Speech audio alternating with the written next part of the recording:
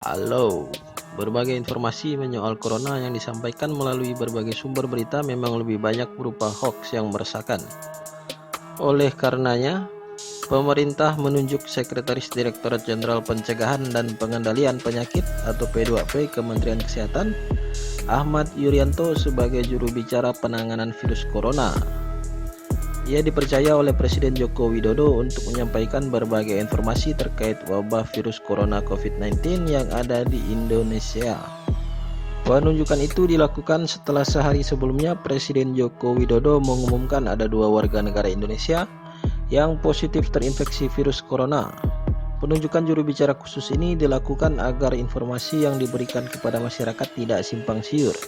Ahmad Yuryanto lahir di Malang 11 Maret tahun 1962. Ia adalah lulusan Fakultas Kedokteran Universitas Airlangga. Yuryanto memulai karirnya sebagai dokter militer, tepatnya sebagai perwira utama kesehatan daerah militer 5 Brawijaya pada 1987. 4 tahun kemudian ia ditugaskan menjadi perwira utama kesehatan daerah militer 9 Udayana Bali. Seperti dilansir suara.com, ia pernah menjalani misi sebagai dokter Batalion Infanteri 745 Sampada Yuda Bakti yang ditugaskan di Dili, Timur Timur pada 1991. Pada 2006, Yuryanto diangkat menjadi wakil kepala Rumah Sakit Tingkat 2 Dustira Bandung, Jawa Barat. 2 tahun kemudian ia menjadi wakil kepala kesehatan daerah militer 4 di Ponorogo, Semarang. Dan pada 2009 ia menjadi kepala kesehatan daerah militer 11 Patimura Ambon, Maluku. 2 tahun kemudian ia dipromosikan menjadi Kepala Dinas Dukungan Kesehatan Operasi Pusat Kesehatan TNI. Karir Yuryanto di Kementerian Kesehatan dimulai pada 2015. Ia diminta oleh Menkes waktu itu, Nila Muluk, untuk menempati posisi Kepala Pusat Krisis Kesehatan Kemenkes. Ia beberapa kali turun langsung ketika terjadi bencana alam, antara lain gempa bumi di Lombok pada Juli 2018, gempa bumi dan tsunami di Palu pada September 2018, serta tsunami Selat Sunda pada Desember 2018.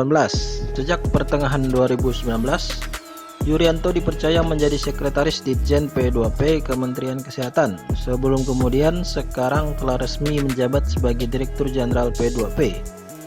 Ia juga mengkoordinasikan proses observasi kesehatan para WNI yang dijemput dari beberapa negara yang mengalami wabah virus corona, antara lain Tiongkok dan Jepang.